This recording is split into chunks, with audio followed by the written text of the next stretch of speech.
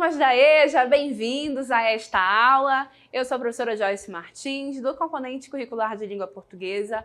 Esta é a aula 52 do módulo, que tem como objeto de conhecimento os estudos literários e como detalhamento o concretismo, ok? Vamos iniciar?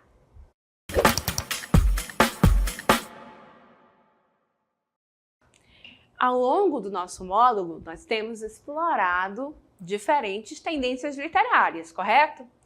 E ao longo desse nosso processo de explorar a literatura, nós temos também verificado que as tendências vão e voltam, em especial as tendências na forma de escrever poemas. Vimos que na época do parnasianismo, a questão formal era extremamente importante e valorizada. Aquele poema com a quantidade de sílabas todas certinhas e iguais, as rimas muito bem colocadas. Aí veio o modernismo na primeira fase e buscou abolir tudo isso. Eles buscavam uma liberdade formal, buscavam também uma forma de compor poemas que não fosse tão presa a uma forma, não é? Aí, dentro do próprio modernismo, nós vimos outros poetas que tentaram trazer de volta, sim, uma experimentação formal ali, né, uma preocupação com a forma, mas com um conteúdo muito bem construído também, algo que não era uma preocupação dos parnasianos. E aí nós chegamos neste momento aqui, nós já passamos pelo pós-modernismo, e aí nós vamos conhecer um movimento de expressão artística conhecido como concretismo. Então, olhem só, o concretismo tem muito a ver com uma forma diferente de compor poemas. Então, vamos observar que serão poemas que irão se desenvolver a partir de um ponto de vista em que nós teremos ali formas bem pouco usuais até então, né? E o papel, imaginem uma folha de papel, ele vai ser explorado para além daquela forma usual que nós estamos acostumados a verificar o poema se apresentando, ok? Então, para começarmos a nossa conversa, vamos aí entender o que significa a palavra concreto, né? Quando nós pensamos em algo concreto, o que nós queremos dizer com isso? Bom, dizer que algo é concreto significa, entre tantos outros sentidos, dizer que algo é sólido, palpável, real, né? Então, concreto, a gente colocou até a imagem ali de uma construção, né? Em que construções precisam dessa armação em concreto para se manterem em pé, firmes e seguras, né? Também dizemos que algo é concreto no nosso cotidiano quando queremos afirmar que algo é sólido, que algo é real, que algo é palpável, né? Algo que é real no nosso cotidiano. Tudo isso pode ser colocado como sentido da palavra concreto. E aí, essa ideia de concretude vai influenciar um movimento artístico, tá?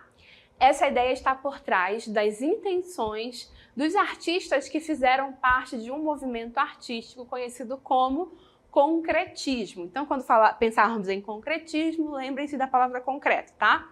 E esse movimento se deu ali por volta das décadas de 1950 e 1970. Então vejam, né, que aquelas gerações ali do pós-modernismo ainda estão em exercício, mas já tem um novo grupo de artistas ali em movimento, de poetas em movimento, e esse concretismo é mais uma dessas tendências que começam a se apresentar, né, ali na segunda metade do século passado, ok? Então, avançando a nossa compreensão sobre o que significa esse concretismo, vamos às nossas definições, olhem só. A partir de meados do século XX, no Brasil, artistas, poetas, cineastas, músicos e dramaturgos inauguraram um debate sobre a intelectualização e racionalização de suas linguagens específicas. Então, os cineastas com as suas linguagens, os músicos com as suas linguagens, os poetas também com as suas linguagens e assim por diante. Cada grupo de artistas ali se preocupando com a linguagem específica da sua arte, E eles estavam ali em busca de um processo, sim, de intelectualização e racionalização dessas linguagens. Então, eles estavam ali atraídos pelo formalismo e queriam suprimir o intimismo de suas criações e construir objetos artísticos. Então, quando pensamos aí nessa ideia do concretismo, nós vamos começar a perceber que os artistas, influenciados por essa tendência, eles pensavam nessa coisa aí do objeto artístico, Menos intimista, ou seja, menos subjetividade e mais objeto artístico que pode ser manipulado, correto? E nesse sentido, os poetas concretistas, o que eles vão fazer? Já que o objeto do poema é a palavra, é o sentido da palavra também, eles vão também começar a olhar para os seus poemas como esses objetos, certo? Como um objeto artístico, que pode ser manipulado na sua forma, na sua sonoridade, na maneira como ele se apresenta no papel, aquela palavra no papel. Então, tudo tem uma intenção de significar algo, tá? Mas, de novo, é encarar a palavra, o texto do poema como esse objeto artístico manipulável e afastando, de certa forma, ali o intimismo, ou seja, é um objeto artístico que vai ser mais racional, menos subjetivo, tem ali mais de manipulação deste objeto do que, e menos, da subjetividade do artista enquanto intimismo dele, da expressão das suas emoções, Então, isso vai resultar para nós em poemas com algumas características que nós vamos observar agora com mais definições sobre o concretismo em poemas, Que, teve concretismo aí nas outras artes, mas aqui, para nós, interessa como foi isso na literatura, tá bom? Então, olhem aí, o concretismo foi um movimento de cunho marcadamente racionalista, ou seja, mais influenciando aí a questão racional, da razão e menos da subjetividade, da expressão do eu, ok? E aí buscava na arte a expressão de um geometrismo extremo. Como assim, professora? Ora, pensem no seguinte, se a palavra é um objeto, se o meu poema vai ser esse objeto artístico, então eu posso explorá-lo também no seu ponto de vista geométrico. Vamos pensar nas figuras geométricas, matemáticas, aqueles triângulos, aqueles cubos que nós podemos ali manipular. A palavra também, o poema também pode ser encarado dessa forma para este grupo de escritores, de artistas, certo? Avançando. E também a forma interior do poema vai deixar de ser aquele verso clássico. Quando nós falamos em verso clássico, não estamos apenas nos referindo, por exemplo, a sonetos, mas àqueles poemas que, na maioria deles, são escritos assim, Cada linha é um verso e um conjunto de versos formam ali estrofes, então são textos compostos por estrofes que podem ou não ter rima, enfim.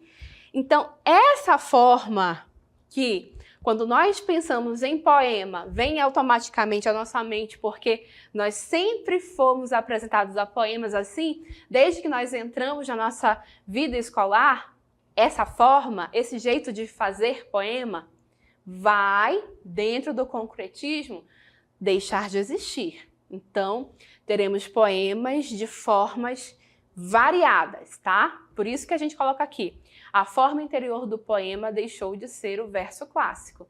Então vejam que, se lá na primeira geração do modernismo eles queriam abolir o culto à forma, queriam a liberdade formal, aqui no concretismo eles foram muito além disso. A liberdade formal ganhou outras dimensões, mas continuemos aqui.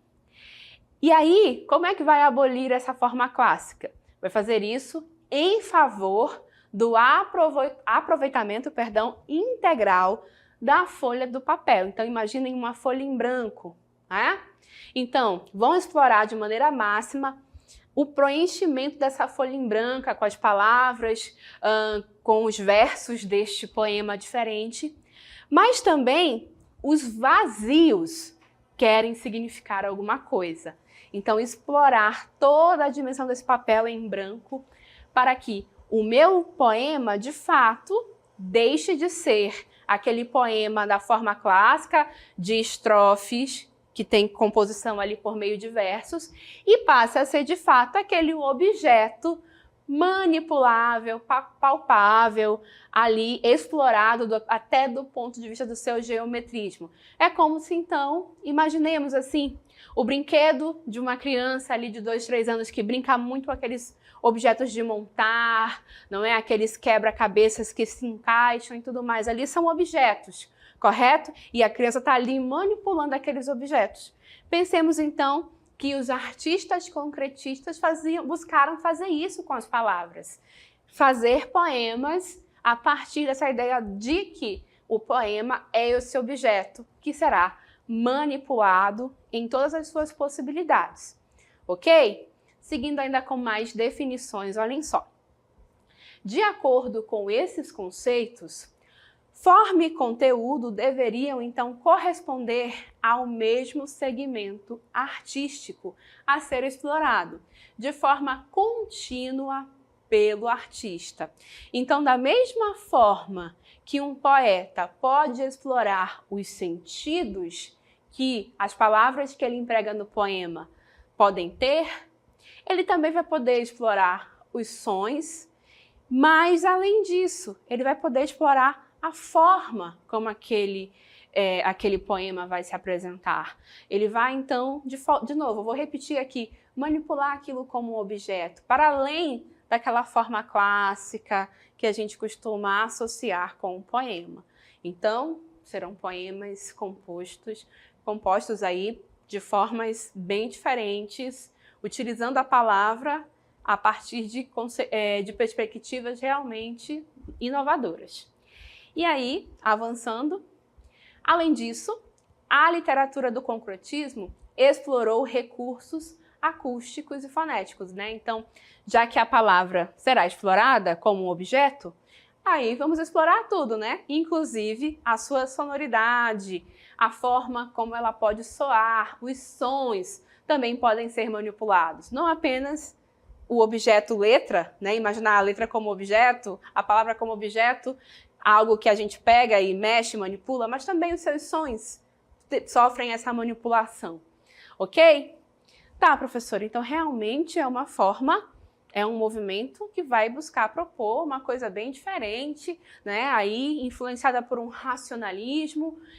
E em que contexto esse concretismo vai aparecer aqui no Brasil? Então, sempre dizemos a vocês, o contexto também influencia muito a forma como esses artistas vão se comportar, né? Então, a gente passou aqui no Brasil, né, vamos lembrar que estamos entre 1950 e 70, não é? Então, houve o governo de Juscelino Kubitschek, correto? E um desenvolvimento industrial significativo no Brasil, ele buscou impulsionar as indústrias nacionais, correto? E foi também nesse contexto que aconteceu a construção de Brasília. Ora, Brasília é tida até os dias atuais como algo que é uma obra de arquitetura. Os prédios ali do plano piloto, do plano central ali de Brasília, todos eles são de uma arquitetura que é celebrada ao redor do mundo todo. Então, notem que, de fato, nesse período, essa questão da forma era extremamente valorizada. Explorar a forma das coisas. Imagina aí a forma feita de concreto, a arte ali na forma das construções daqueles prédios. Então, de fato, essas tendências arquitetônicas estavam muito em evidência nesse período. Então, é realmente um período em que essa questão de explorar formas estava em extrema evidência.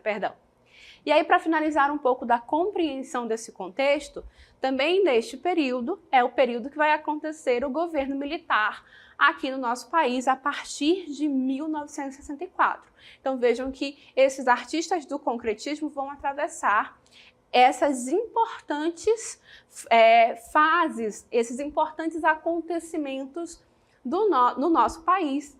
E claro que esses acontecimentos vão influenciar a criação e o surgimento desses textos concretistas, tá bom? E aí, algo importante também precisa ser observado, é que a poesia concreta, o movimento concretista aqui no Brasil, ele também se deu ali na composição de grupos, ok? Então, na poesia concreta, entendemos o seguinte, existiu um grupo que estava ali reunido, organizado em São Paulo. Esse grupo é também conhecido como noigandrês, tá?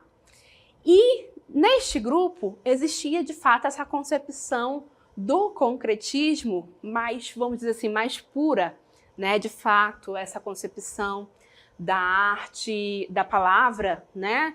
Como esse objeto que vai ser manipulado e assim por diante, conforme eu expliquei desde o início da aula para vocês.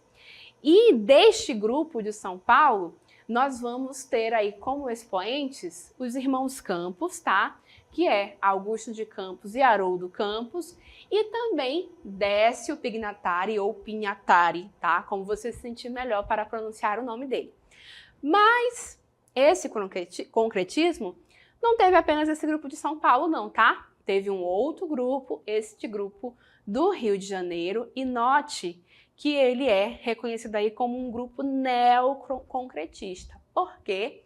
Porque sim, eles também tinham essa questão do concretismo, dessa palavra manipulada ali como um objeto e tudo mais, mas eles compreendiam que não era uma arte notadamente racional. Eles propunham um concretismo com subjetividade. Então, por isso, neoconcretismo. Neo significa novo. Então, é justamente uma outra visão, um outro olhar sobre essas ideias do concretismo, tá? Então, eles vão adicionar subjetividade a essa questão. E como expoentes deste nosso outro grupo, temos aí Ferreira Goulart, Theon Spanudis, Lígia Clark, entre outros. Então vejam que dentro do próprio movimento, da própria tendência, há aí discussões, compreensões distintas sobre como fazer aquela forma de expressão artística, tá bom? Então agora nós vamos conhecer um pouquinho de alguns desses expoentes e também alguns de seus textos famosos sobre essa questão do concretismo, tá? Então vamos lá, vamos começar a falar sobre Décio Pignatari e nós vimos ali, né, que ele pertenceu justamente ao grupo de São Paulo, ao grupo concretista, concretismo, perdão, e ele viveu entre 1927 e 2012, certo? E ao lado dos irmãos Haroldo e Augusto de Campos, ele criou justamente o grupo noigandrês, né? O qual foi o embrião para o surgimento daquilo que se convencionou chamar de poesia concreta, né? E aí, esse grupo noigandrês, ele surgiu justamente em 1953, tá bom? E como texto de Décio Pignatari, nós selecionamos aí para vocês o seguinte texto. Vamos lá? Observem aí. Primeira coisa que eu vou chamar a atenção de vocês é para a cor de fundo deste poema. Sim, este poema, ele sempre vai ser apresentado com essa cor de fundo em vermelho. E isso tem uma razão, isso tem um motivo, né? E as letras em branco. Vamos nos lembrar que isto aqui é concretismo. Tudo significa, inclusive os espaços onde não há palavras, tá? Então essa cor em vermelho não é à toa, tá bom? E aí, vamos à leitura do conteúdo, vamos dizer assim, deste poema, né? Beba Coca-Cola, babe cola, beba cola, babe cola, caco, caco, cola, cloaca. É isso mesmo. Então vejam que a partir da primeira linha em que nós temos beba Coca-Cola, que era um slogan, né, muito utilizado na época para estimular o consumo de Coca-Cola, esse escritor foi justamente brincando com palavras de sons semelhantes, né? Então ele fala babe, né? Além de beba, nós temos babe, além de cola, nós temos caco, né? E ele vai alternando caco, cola, coca, até atingir a palavra cloaca, que é uma parte do corpo, né, de aves, e é por meio da qual as aves excretam ali, né, aquilo que o seu organismo não quer mais para ele, né? Então, será que é à toa ele usar a palavra cloaca associada aí à questão de beber Coca-Cola? Certamente não, né? Este escritor, ao estruturar esse texto dessa forma, com essa cor em vermelho, que é uma cor muito associada a essa bebida tão famosa, ele quer justamente ali evidenciar a questão de que essa bebida não fazia bem para o organismo, que essa geração aí influenciada por essa bebida, né, tem ali talvez um conteúdo não tão relevante. Então vejam que nada aí é à toa e que de fato aquela forma usual do poema, aquela forma que nós temos na mente quando pensamos em poema, não existe aqui. Nota que nós temos palavras espalhadas no papel, espaços em vazio, uma cor que também significa, e de fato ele não está falando de si neste poema, não temos um eu lírico falando de si. Ele está falando de algo, de um objeto. E também o seu poema se comporta como um objeto. As palavras, os sons das palavras foram aí manipulados com o objetivo de gerar sentidos. Então, quando vocês estiverem diante de um poema concreto, lembrem-se destas questões que nós estamos mostrando para vocês e exemplificando com este poema aí, que é um dos mais conhecidos quando se fala de concretismo. E aí nós temos que essa composição é de 1957, ok? E aí, após falarmos um pouco deste poema Beba Coca-Cola, de Décio Pinhatari, nós vamos comentar um pouquinho sobre um dos irmãos Campos. Então vamos lá. No caso, nós selecionamos para esta aula o Augusto de Campos, que nasceu em 1931 e está vivo, certo? E ele, ao lado do seu irmão Haroldo de Campos, né, e também do Décio Pinhatari, ele criou este grupo, né, o grupo Noigandrês, o qual foi o embrião para o surgimento daquilo que se convencionou chamar de poesia concreta. Esse concretismo mais apegado àquele conceito da palavra objeto, da palavra racional, da palavra objeto geométrico, tá? Que é esse grupo surgido a partir de 1953, tá? E como exemplo de composição feita por este artista, nós selecionamos este outro texto.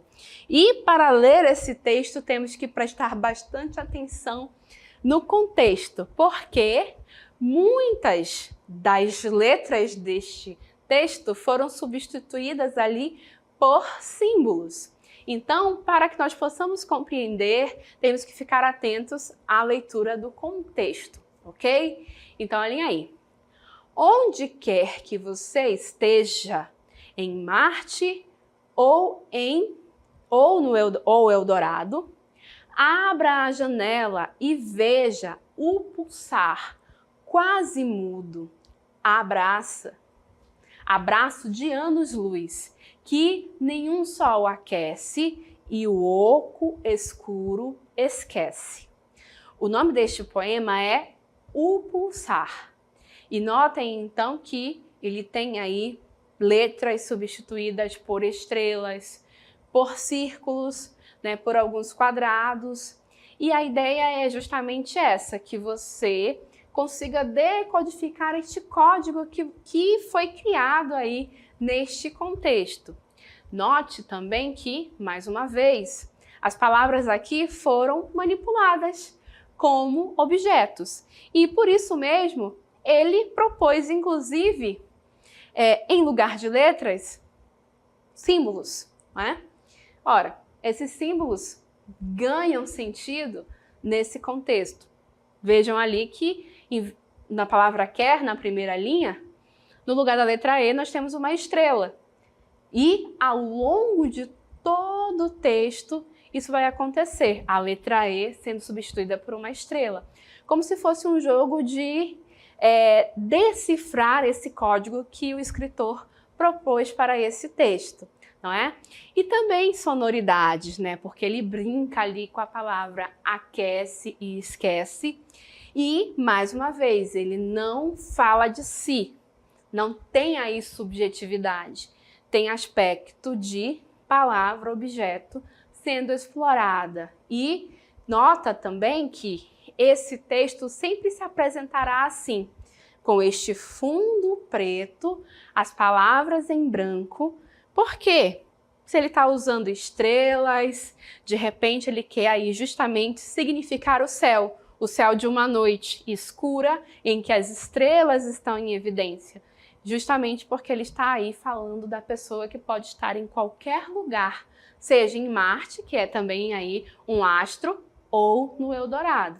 Então vejam de novo, tudo significa alguma coisa, nada é à toa e todo o espaço da folha em que este poema está colocado significa alguma coisa, ok? Para finalizar esta aula, nós selecionamos um outro poeta, mas este vem do grupo neoconcretista. É justamente o nosso Ferreira Goulart. E ele é reconhecido aí por, inclusive, compor algumas canções que já fizeram bastante sucesso na nossa música popular brasileira. Tá? Ferreira Goulart viveu entre 1930 e 2016 e ele, em primeiro momento, foi enquadrado dentro do grupo do concretismo, porém, ele ajudou a inserir o neoconcretismo na literatura brasileira, ou seja, ele contribuiu para essa nova concepção de, sim, uma literatura que vai buscar mexer, manipular a palavra, mas trazendo aspectos da subjetividade para dentro destes textos, tá bom? Posteriormente, Ferreira Goulart apresentou poemas cuja temática está mais voltada para questões políticas, né? Ele produziu bastante, compôs canções e assim por diante. E aí, como exemplo de poesia deste poeta que vai se associar a este movimento, vamos lá então reconhecer este outro poema. Nós temos aí Mar Azul, Mar Azul, Marco Azul, Mar Azul, Marco Azul, Barco Azul, Mar Azul, Marco Azul, Barco Azul, Arco Azul, Mar Azul, Marco Azul, Barco Azul, Arco Azul, Ar Azul.